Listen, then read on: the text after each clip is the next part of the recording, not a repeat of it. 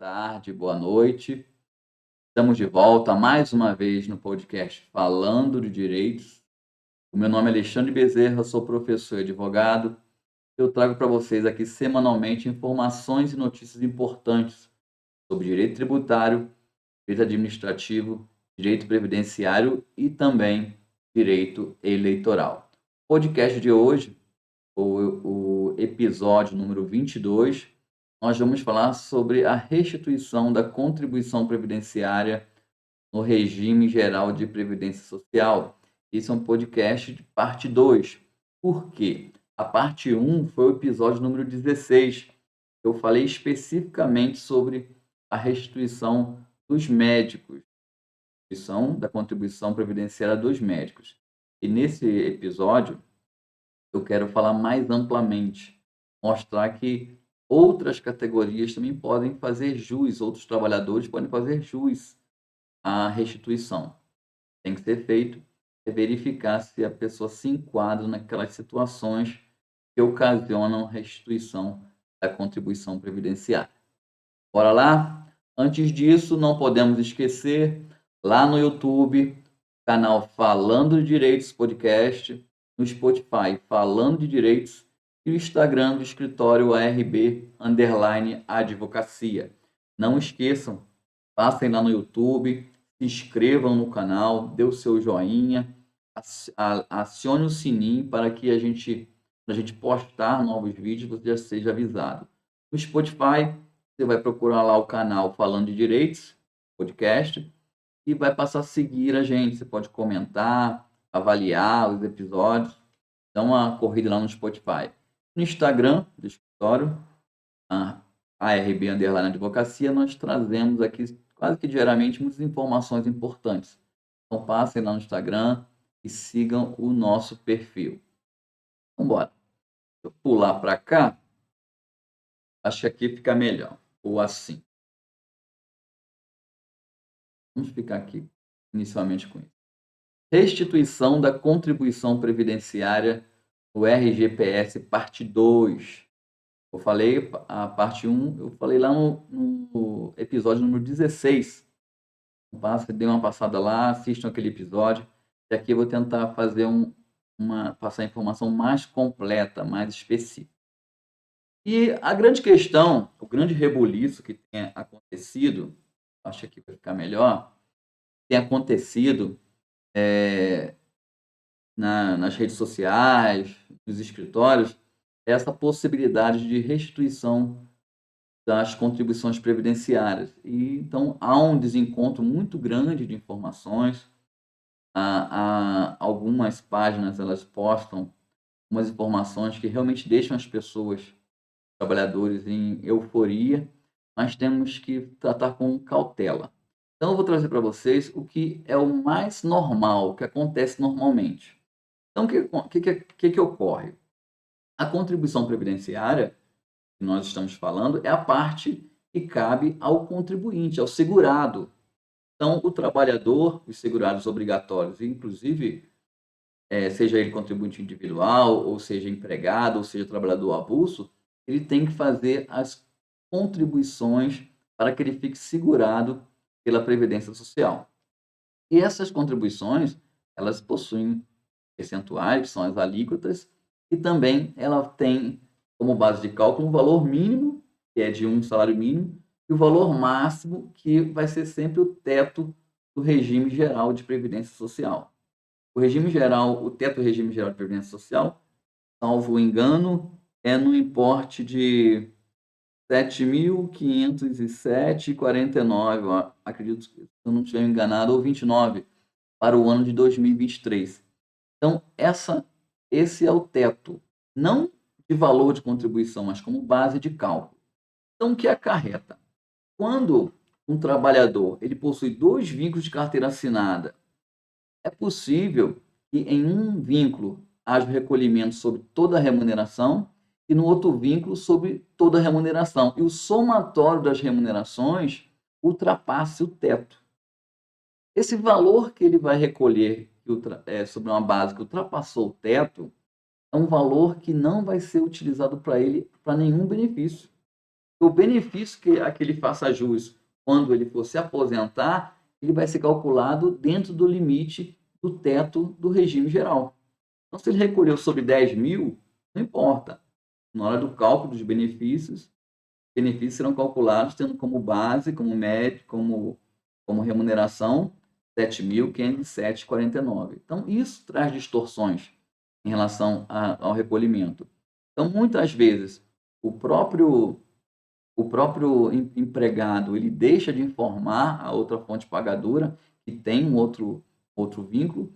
Outras vezes, a fonte não tem a diligência de fazer a informação de duplo vínculo. Então, pode ocorrer quando há dois vínculos de carteira assinada, quando há um vínculo de carteira assinada mais autônomo, o trabalhador ele tem um vínculo, um vínculo de empregado com uma empresa, e muitas vezes ali tem uma remuneração alta, ele recolhe ali já pelo teto, e quando ele tem algum serviço prestado de forma como autônomo, há a retenção da parte do segurado pela empresa que presta o serviço, decorrência da lei. A lei vai lá e fala assim, olha, esse tipo de serviço, quando você for fazer o pagamento, você tem que fazer a retenção e o recolhimento da contribuição previdenciária. A empresa, a tomadora de serviço, não sabe dessa informação do teto já recolhido e acaba recolhendo totalmente. Então, quando soma essas duas remunerações naquela competência, lembrando sempre isso, é a competência, ultrapassa o teto, ou seja, recolhe um tributo a maior e esse tributo, que é uma contribuição previdenciária, não vai ter utilização para ele no momento de aposentadoria ou de algum outro tipo de benefício. Então, seria uma outra hipótese. A outra hipótese também, e eu deixo claro que trago 3 hipóteses aqui, mas não são todas as existentes, tem infinitas situações que podem ser levadas a efeito e que pode ser identificado um recolhimento maior. Mas são as mais comuns.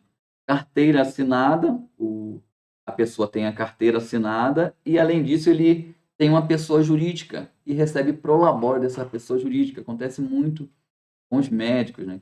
Um vínculo e ainda assim tem uma clínica e daquela clínica ele tira prolabore e recolhe sobre o prolabore 11%. Esse recolhimento de prolabore e da carteira assinada, ele também não pode, a base de cálculo, ultrapassar o teto do regime geral. Então, se ele vai tirar o prolabore e já tem recolhimento naquela competência do prolabore do teto naquele vínculo, ele tem que informar o contador para que seja lançado que não vai haver recolhimento em relação aos 11%. Então, o somatório desses recolhimentos eles não podem ultrapassar, lançando a base de cálculo, o teto do regime geral não pode ultrapassar essa base. Então, tem que sempre lembrar, as remunerações recebidas somadas não pode ultrapassar a base, o teto, né? Não pode ultrapassar o teto do regime geral. Essa é a terceira situação. Não, como disse, não são todas as possibilidades, existem muitas situações que podem aparecer de contribuinte individual de vários prestadores de serviços, então cada caso tem que ser analisado, lembrando sempre que a base de cálculo não pode ultrapassar o limite do teto do regime geral. E a gente sempre pergunta, mas quem é que pode ter direito a essa restituição? Eu trago aqui as principais, quem são essas pessoas? Os médicos, que normalmente possuem mais de um vínculo, seja ele de carteira assinada, seja ele como prestador de serviço, seja ele como carteira assinada, prestador de serviço, e ainda como PJ com recebimento de prolabore.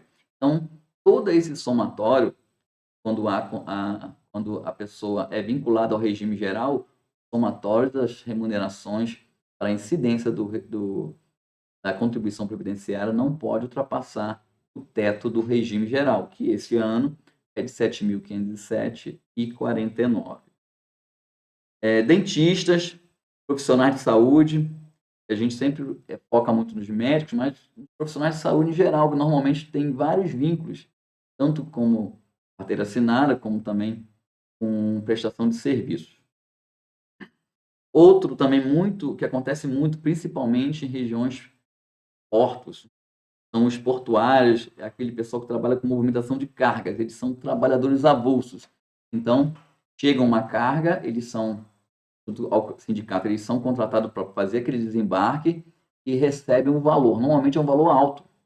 Então, nem todo dia, nem todo mês, ele tem aquele serviço a ser prestado. Então, é feito de forma avulsa. Então, sobre aquela remuneração incide contribuição previdenciária. O percentual que vai incidir, ele tem que obedecer o teto do regime geral, 7.507,49. Então, por isso também, muitos trabalhadores avulsos acabam recolhendo o valor sobre o valor total recebido e aquele excedente não tem utilidade nenhuma para ele. Freelancers, ou seja, os contribuintes individuais que prestam serviços para várias empresas, vários tomadores de serviço. O recolhimento também da contribuição previdenciária tem que obedecer o teto do regime geral. Professores do ensino privado. Então, todos os professores, normalmente, os professores do ensino privado, eles trabalham em várias instituições de ensino, justamente para fazer jus com remuneração melhor. Uma vez atingindo o teto lá de contribuição, não deve haver tributação sobre o excedente. Muitas vezes, esses profissionais, essas pessoas, fazem jus à restituição da contribuição previdenciária.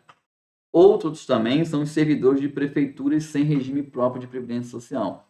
Nós sabemos que a instituição de regimes próprios de previdência para todos os entes não foi obrigatório. A emenda constitucional 103, há uma vedação de criação de novos regimes, e 103 de 2019, mas há municípios que não criaram seus regimes, ou seja, o município que não criou um regime próprio de previdência social, o servidor público, ele é vinculado ao regime geral de previdência social, INSS, ou seja, os benefícios que esses servidores terão direitos, eles são limitados ao teto do regime geral. Logo, também as contribuições estão limitadas ao teto do regime geral. Vamos supor que tem um servidor público, é muito difícil, pode acontecer, um servidor público municipal cuja remuneração é de R$ 9.000 e esse município não possui, não instituiu seu regime próprio, é vinculado ao regime geral. Base de cálculo da contribuição previdenciária desse servidor, 7.507,49 para 2023. Se ultrapassar isso, não pode ser tributado. Se foi tributado, ele faz jus à restituição. Vamos seguindo. Bem, vamos lá. Os recolhimentos, eles devem, como eu tinha falado antes, devem obedecer o salário máximo de contribuição, que é o quê? O teto do regime geral de previdência social. Nós falamos a contribuição mínima, um salário mínimo. O salário de contribuição mínimo, um salário mínimo. O salário de contribuição máximo, o teto. Então, entre esses dois parâmetros, é que é feita a tributação, obedecendo as alíquotas conforme tabela, não é a alíquota fixa. Ela começa em 7,5% e vai até 14%. Uma vez recolhido acima do teto,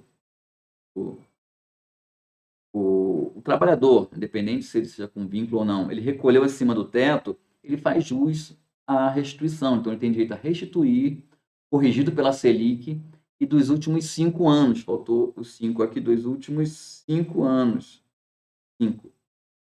Dos últimos 5 anos. Então, esse valor ele vai ser corrigido desde o efetivo recolhimento maior. Essa diferença vai ser corrigida pela Selic daquele momento até o mês do efetivo pagamento. E, normalmente, eu não tenho encontrado nenhum problema em relação a esses requerimentos. Esses requerimentos são deferidos no prazo máximo de 90 dias do requerimento administrativo. Esse é um tipo de solicitação que é feito para a Receita Federal. Como houve a criação, há uns anos atrás, a centralização das recolhimentos com a Receita Federal, não é direcionado ao INSS esse tipo de pedido. Então, pouco se fosse uma ação judicial. Se fosse uma ação judicial direcionada à União Federal, e no caso do requerimento administrativo, ele é feito direcionado à Receita Federal, quem é que faz o recolhimento e a manutenção dessas informações bem como, no caso de devolução, ela que vai fazer a efetiva devolução, que é feita diretamente em crédito em conta. Tendo outras formas também, como, por exemplo, você pode acabar compensando alguma contribuição que você não tenha feito. Então, é possível também fazer uma compensação desses valores que você deveria restituir. E, assim, um ponto muito importante que nós tratamos aqui com nossos clientes não é apenas fazer a restituição. Ah, legal. Às vezes o cliente está há 10 anos recolhendo acima do teto. Gente. Só que ele só pode restituir dos últimos 5 anos para cá. Só que se ele não tomar nenhuma atitude em relação a isso, ele vai continuar contribuindo a maior para frente.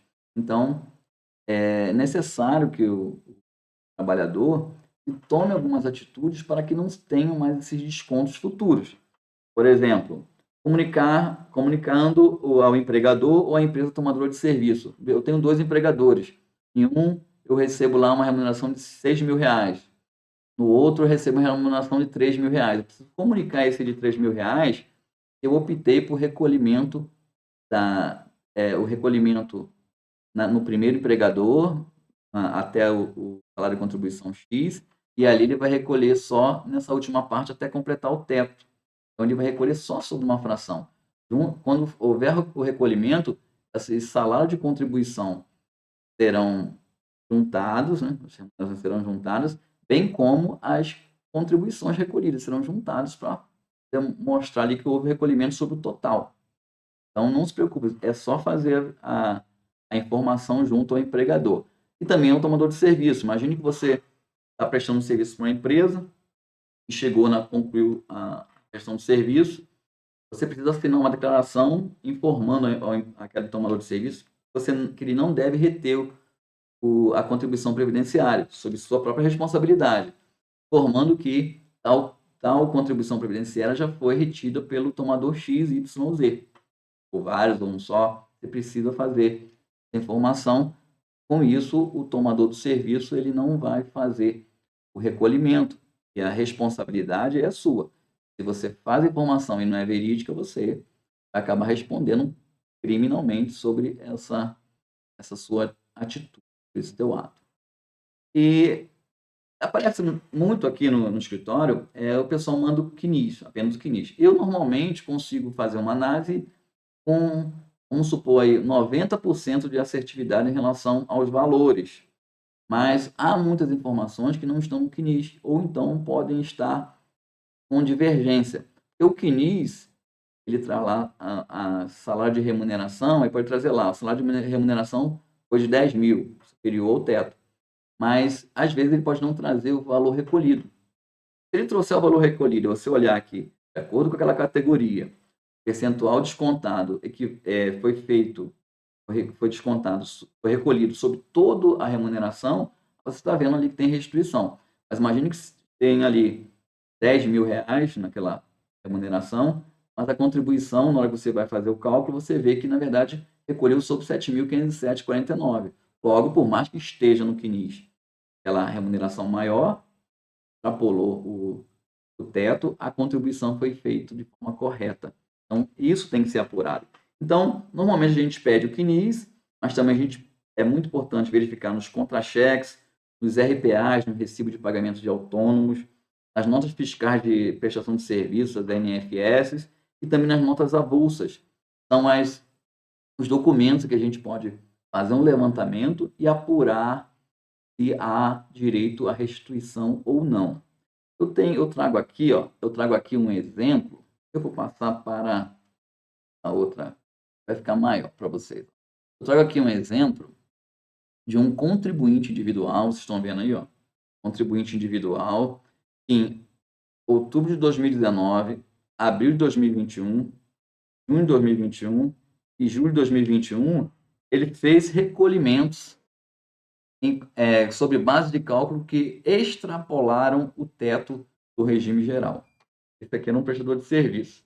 Esses salários aqui não quer dizer que tenha sido só uma fonte, podem ter sido várias, eu não recordo aqui no momento. Então, lá em 10 de 2019, ele realizou uma contribuição de 2.450 quando na verdade deveria ter contribuído com 1.167,89. Então, esse valor atualizado está em 1.621,74. Então, essas competências, totalizando o valor a restituir de 5.492,25. Esse é um caso específico de um trabalhador contribuinte individual que fez, que, ao verificar as informações de CNIS dele, nós identificamos 4 competências que foram onde as contribuições extrapolaram o teto previsto em lei, ou seja, o teto do regime geral, limite. Então, são essas informações, as informações mais importantes em relação a isso. Lembrando que a ideia aqui não é exaurir o informativo. Há muitas discussões em relação a pessoas que eram servidoras públicas, do regime do servidores públicos e recolhiam sobre a remuneração, mas que foram para o regime geral. Aí, será que eles têm direito à restituição dos valores que excederam o regime geral, tendo em vista que eles vão se aposentar pelo regime geral, mas não terão uma remuneração que extrapole o regime geral? Então, são muitas discussões, ainda não está pacificado em relação a essas questões, se é possível restituir ou não. Na minha visão, não seria possível restituir, porque se a gente pensar de modo inverso, um servidor que tenha sido vinculado ao regime geral durante muito tempo, depois tenha migrado para o regime próprio, ele vai fazer jus quando se aposentar, qual remuneração? Considerando o quê? As contribuições efetivamente feitas ou não? Contribuições. Então, quando ele for calcular os proventos dele da aposentadoria, vai ser considerado, uma vez que ele tenha ingressado antes da emenda constitucional 41 de 2003, vai ser condicionado à remuneração dele, e não o salário de remuneração, e não a base de cálculo do regime geral. Na minha visão, há de se considerar que a restituição desses tipos de valores não é devida, mas cabe ao judiciário a palavra final em relação a isso. Gente, excelente estar com vocês. Deixa eu voltar para cá. Nosso assunto de hoje, muito importante. Eu quero deixar claro que, se vocês tiverem dúvidas, fale com a gente nas redes sociais, seja no YouTube, seja no Spotify ou diretamente aqui no Instagram, pelo Instagram do escritório. Lá na bio do Instagram, do escritório, tem os contatos, inclusive com o WhatsApp. Então, se você tem uma dúvida em relação a esse tipo de direito, manda para a gente. E é importante que vocês lembrem que é um direito que todo mês ele pode estar sendo soterrado, está sendo destruído. Porque nós podemos recuperar, nós podemos pedir a devolução, a restituição dos últimos 5 anos. Então, estamos em outubro. No próximo mês vai ser de novembro de 2018 para frente. Depois de dezembro, assim vai. E às vezes você pode estar deixando aí um valor considerável para trás. Então, foi excelente estar com vocês. Até a semana que vem e não esqueçam de nos seguir nas nossas redes sociais. Um grande abraço e até a próxima semana.